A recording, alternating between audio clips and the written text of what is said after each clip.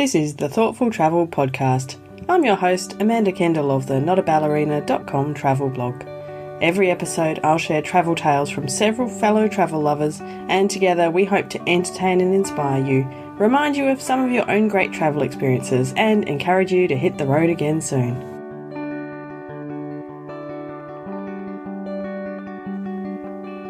Hello and welcome to episode 93 of the Thoughtful Travel Podcast, and today we're talking all about how to deal with travel anxiety.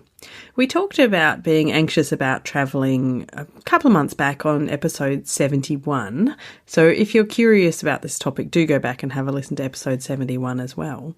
But today we're going to talk to a couple more people who have had some quite anxious moments before or during their trips, and I've also got some extra tips on how to deal with travel anxiety from the listeners who've reported in on the Facebook group, on the Thoughtful Travellers Facebook group.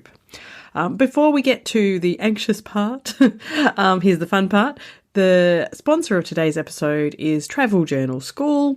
That's my school where we learn all about fun ways to remember our travels rather than writing the, very dry, dull and boring travel diary that nobody ever opens again. Right now, if you head to traveljournalschool.com, there is a free module that you can try out. It's called Facts Plus One Thing. So have a look and you can see what Travel Journal School is like, how it all runs, and have a go at trying the Facts Plus One Thing module. So back to anxiety. Certainly I have had my fair share of anxiety about travel over the years, and I still do. So just before my last trip to Japan with my son, so probably a month ago now. Oh no, it's more than a month. Time flies. But before that, leading up to it especially the last week or two before we left, I was ridiculously anxious about all the things that could go wrong. And I know it's crazy because I have been there, done that so many times. I know that very little will go wrong. If things go wrong, it's really fine. Anything that's gone wrong on my trips before, there's always been a solution. And I was going to a great place, to Japan, where I know that I can, find someone who can help me out. I can speak enough Japanese to get by. We have, the internet and translation apps these days. There's so many reasons to not be anxious. And for some reason, I just haven't managed to talk myself out of it or ever, really. I was going to say in recent times. It's sort of worse with having a son to come along with me, because I want it to be really good for him. I was really maybe I was about to say anxious. Maybe I was. I was anxious that he loved Japan. I really wanted him to really love it the way I do. And he did, so it's all fine. But it's funny, isn't it, how we get anxious about all kinds of things. So anyway, today I have two guests who've had some anxiety and travel issues. And my first one is Kelly Dunning. And she talks about her first kind of big trip and the anxiety that went along with that. The first time I ever went traveling was when I was about 21, and that was like 2008, and I had just finished university, and it was my big dream to go to Europe, and it was romanticized in my head. I was like, I'm going to go to Paris and I'm going to walk down the streets of Paris and there'll be accordion music playing and the moon reflecting in the Seine and these, I was imagining and Paris is lovely. It's also, a normal city in the 21st century. So it's not as romantic as it was in my head, but it was really exciting to me. But anyway, so I had this whole trip planned, and one of the major anchors of this trip, because believe it or not, even though I've been to 50 odd countries now, and I'm really confident traveling, at that point I was super scared out of my mind about the thought of going all the way to a different continent by myself. Mm-hmm. I was really anxious about it, and yeah. I was so nervous, and I had no idea what I was doing. I made all the traveler mistakes. I overpacked my suitcase. I had traveler's checks for some reason. Did they still exist back then? They were. They did. And even though it wasn't 1985, I still thought that I needed I needed traveler's checks because I was scared of like getting robbed, and so I was like, oh, if you have traveler's checks, then you're right. And I wrote down all the little numbers in my little notebook of the traveler's checks. So I was like, I was this super like weird traveler. 'Cause I didn't know. I didn't even know that they'd have ATMs in Paris that I could just take my money out of. Well, I guess if you've never been, you don't know, do you? I didn't know. So like the main anchor of this trip that had made me have the confidence to do it, even though I was kind of nervous about it, was that I knew somebody in Paris. She was a friend that had done like an exchange in Canada, and so she had studied at the University of Victoria while I was there, and so like I knew her from that time. And when she went back to Paris, I was like, okay, well, I'm going to come to Paris. I'm going to meet up with you, and we're going to visit. And I don't know about you, but having someone that you know in a foreign country is a huge difference, because you think I can go there because someone's there to meet me on the other side, and they're going to help me, and then it's so much less scary. So that was like, I don't know if that factor, but I think it was a huge like reason why I was confident enough to do that trip on my own. So I planned everything, and I booked my tickets, and I went through everything, and leading up to this trip, the night before I couldn't sleep. I had butterflies in my stomach, and I had that that anxiety feeling of like, oh my god. Yeah, I know that one very well. Like, and you're almost like, but I got on the plane, and I couldn't sleep on the whole plane either. 15-hour flight, I just couldn't sleep. Yeah. So I was about almost delirious with sleep deprivation and nervous when I arrived in Paris. It was like the first day of school times 400. Just like super nervous. And I got to the airport, and I'm like, it's going to be fine because my friend's going to meet me, and she's going to help me find my way, because like I didn't know what I was doing. So I got to the airport, and I wandered at Charles de Gaulle Airport, the arrivals area, and she wasn't there. Oh, no. Uh-oh. And I was like, oh, no. And then I was thinking, okay, well, it's fine. Like, she's from the south of France, and like punctuality maybe isn't a thing. And so I'm like, maybe she's going to be here in a few minutes. And I tried to breathe deeply, and I just sat down and waited. And then 10 minutes went by, and 20 minutes went by. And I was like thinking to myself, oh no, I don't have any plan.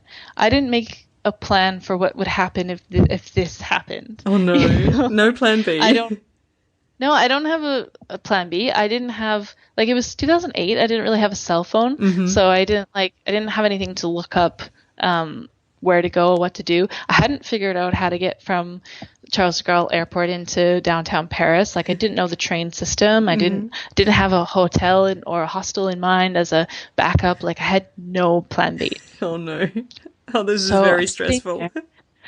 And I'm already sleep deprived and already anxious. Yeah. And this I'm sitting there in this arrivals lounge, just the anxiety just bubbling up inside me more and more and more. And I'm looking around the airport for her. I'm pacing back and forth. At one point I went outside just to see if she was outside, and then these French people started talking to me, and I kind of panicked and ran away. I was like, oh my god, I don't even know. Je ne comprends pas. I was freaking out. And after about, maybe 45, 50 minutes, the anxiety had built to this point where there was this voice in my head that, I kid you not, the voice in my head said to me, okay, well, everything's all gone wrong. Maybe you should just get on the next plane back to Canada and go home. Oh no. And I actually did have that thought for a second. And then another voice in my head came in and said, and I can't tell you exactly what it said because this is a PG rated podcast. but it basically told me where I should go for even thinking that. Good. And I said to myself, you didn't work your fingers to the bone all summer, working 2 jobs, saving up all your money to fly all the way to Charles de Gaulle Airport and sit in the arrivals lounge and then go home. No, good idea, because that is a terrible way to experience Paris. And I was like, no, you are not doing that. You know, if your friend never shows up, you still have to go and travel around Europe. And I was like, okay, what am I going to do? And I thought, okay, I will just go to the trains and I'll look at the trains and figure them out. Like, I can do this, and I can get into the city, and then I could just find a place to stay and find somebody there to help me. And so, and I was just about to do that, and I was just packing up my stuff, and I was just about to leave when, like, my friend came running down the corridor of the airport. She's like, I am so sorry, I'm late. And I was like, it's okay. I'm fine. I'm completely fine. And oh my goodness. that hour of like pure terror and like not knowing what to do and being completely in over my head was actually one of the most important hours of my life, because it made me realize that, you know, counting on people is good, but like if you want to travel the world, you got to be able to like do stuff on your own, you know. Yeah. And it pushed me past that fear. Wow. And it was amazing, actually, because then I had way more confidence, and I was just planning to stay in Paris at first. But then I was like, I went and I took a train by myself, and I went to Amsterdam. I stayed in my first hostel by myself, and I traveled like in the Netherlands, and I traveled in Germany, and like I went way further because I wasn't scared anymore. I was like, oh, okay, I can just go, and I can just stay in hostel by myself, and I'm just getting on a train and just go somewhere, you know, like, and it was life-changing. And that trip was life-changing for me, because the confidence and like the empowering feeling of like walking down the street in another continent, like I'm walking along the banks of the Seine right now, and I got here all by myself. And look, there's Notre Dame, and look, there's the Eiffel Tower, and like, oh my God. That is brilliant. And that's, I mean, it's amazing to think if your friend had been on time, it would have probably taken you a lot longer to learn those lessons. Well, exactly. Like, in a way, she did me a favor, because I would have just relied on her, and I think I would have been like way more like kind of a clingy, nervous traveler. But she kind of scared me into like realizing I could do it on my own. Yeah, that's fabulous. And once you've got that realization, you just never look back, do you? Oh, it was so amazing. And as soon as I got back from that trip is when I started saving up for my New Zealand trip, because I was like, wow, I'm going to go again, I'm going to go for longer. And then the New Zealand trip was like where I met Lee. A big turning point. Yeah, it was amazing. Yeah. I feel like Kelly's Parisian friend did her a huge favour by being an hour late that day, because it's such an amazing lesson to learn all of that, especially early on in your sort of travelling career. And it certainly has not stopped Kelly from travelling, because she does plenty of it still today. Now, my next guest is Kati Craythorn, and similarly, she has, in fact, still today, has a lot of anxiety to do with travelling. But like me, she loves it too much to stop, like a lot of us, in fact. So it was interesting to chat with her about some of the things that particularly make her anxious, and some ideas for dealing with that kind of travel anxiety. I certainly have a lot of anxiety when I think about travel. I love travel, but it stresses me enormously. Right. Before, during, after, or all? Mostly before. Until kind of take off. I hate flying with a passion now. Me too. I can cope, and obviously it's completely irrational. I mean, nobody, you know, when I sit down and someone explains the mechanics of a plane to me and how flying works and, you know, how the pilots are trained, I get that. And I go, yeah, I understand. It's all safe. And it's more dangerous for me to get on a bus, because I could get hit, you know, there, or get into my car and drive around the corner to the supermarket. I get that from a rational point of view, but I am not a rational being when it comes to flying. I'm exactly the same. Imagination. So I tend to have these ridiculous fears, especially in the age of terrorism, that And I think some of it exacerbated after the plane got shot down in the Ukraine. And I don't know why, but it just completely freaked me out. I remember for days after, probably weeks after, I was so shocked that something like that could happen. Yeah. And especially because I felt like it was in Europe. I'm like, things Yes. like that don't happen in Europe. You know, they might happen stupidly, maybe in South America, maybe in Africa, you know, where you think, no, these things just do not happen in Europe, not today, not these days. Yeah. And I just couldn't believe that something like that could happen, and it just shook me to the core. And for some reason, I just hate flying to Europe these days. When we went to Canada, I could kind of cope because I'm like, oh, it's over the ocean, you know, there are no baddies over the ocean. I know it's completely stupid in a way, because there could, you know, there could be ships and who knows what. Someone could shoot you down from over the ocean. But in my head, I'm like, no, we're flying over the Pacific. It's fine. It's whatever no problem. works. If that works and makes you feel better, I say go with it. But, you know, when I fly to Europe, I do not even want to fly over the Middle East. It is completely stuck in my head. I am so stressed about that. Oh, yeah. And I remember last time I went to Germany last year in April, I was glued to, you know, how you have that little flight path screen and you're you can on see your where monitor? you are, yeah.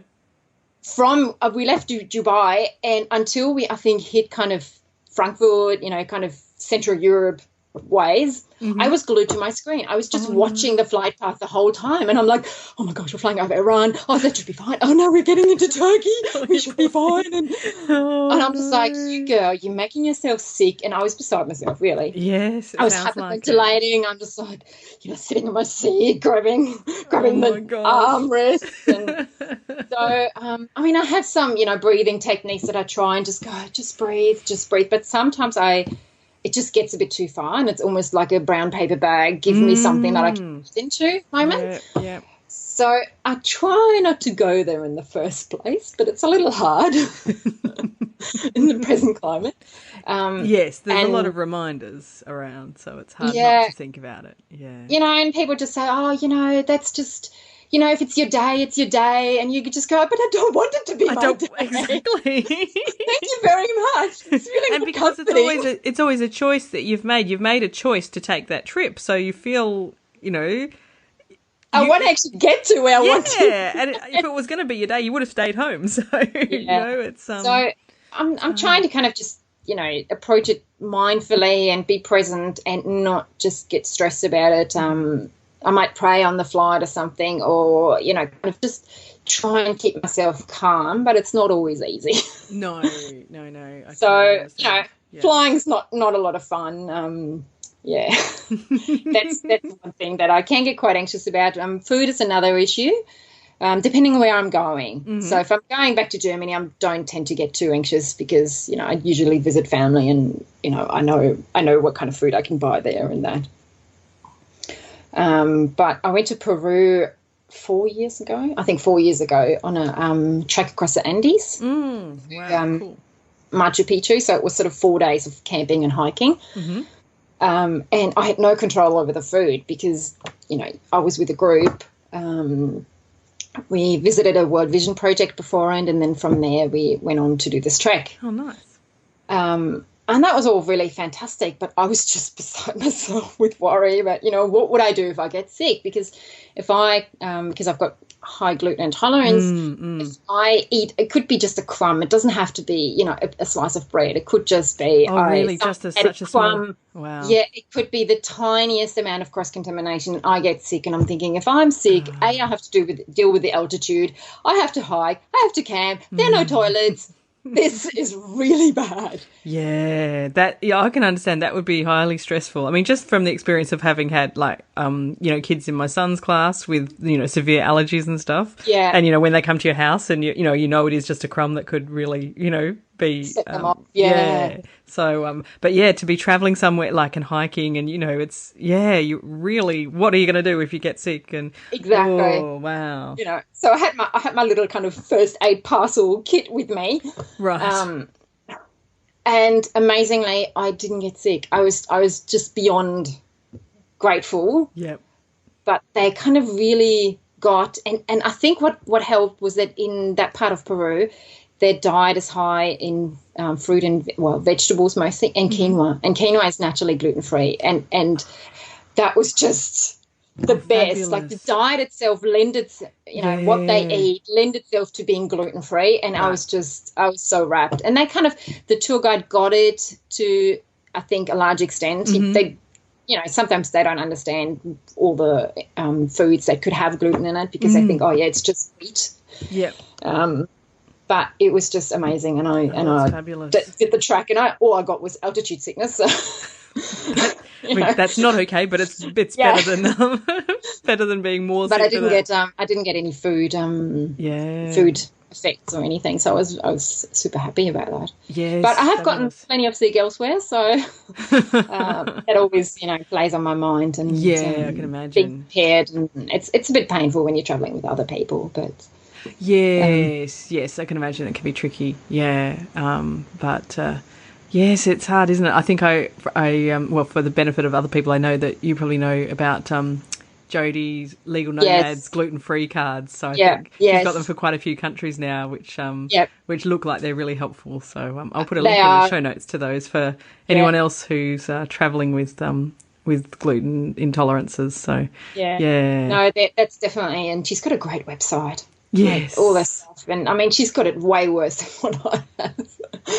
Yes, so, it sounds... with all her other stuff going on. So. Yes. Oh, that's right, especially at the moment, poor thing. Yeah. So, yeah. So, but, other than that, I still love travelling. Well, that's the thing. And you're so not alone. Like, so many people, and me too, I have, different kinds of anxieties about travel, and lots of people who travel a lot have really high anxiety about aspects of it. And yet we keep doing it, like, even though it's completely optional. So yes, I know. I do like traveling in Australia when I don't have to get on a plane. Yes. That's yes. So that is kind of nice. And at least from your side of Australia, you can drive places a bit easier than from Perth. Yes. So many reasons to be anxious, but so many reasons to travel anyway. I totally get where Kati is coming from. I also really don't like flying very much at all.